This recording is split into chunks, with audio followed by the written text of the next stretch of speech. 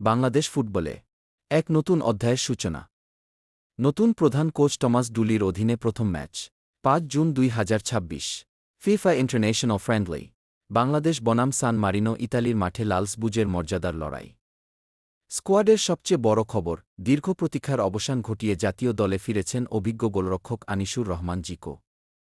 দীর্ঘ সময় ধরে দলে স্থায়ীভাবে দায়িত্ব পালন করে এবং ধারাবাহিকভাবে দুর্দান্ত পারফরম্যান্স দেখিয়ে তিনি আবারও জাতীয় দলের আস্থা অর্জন করেছেন।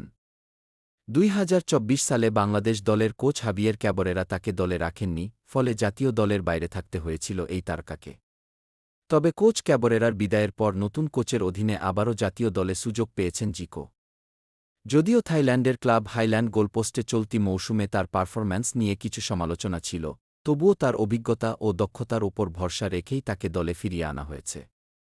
প্রায় ২ বছর পর আবারও দেশের জার্সিতে মাঠে নামার সুযোগ পাচ্ছেন এই অভিজ্ঞ গোলরক্ষক। এদিকে ফিফা র্যাঙ্কিংয়ে বাংলাদেশ রয়েছে ১৮১তম স্থানে, আর প্রতিপক্ষ সান মারিনোর অবস্থান ২১১তম।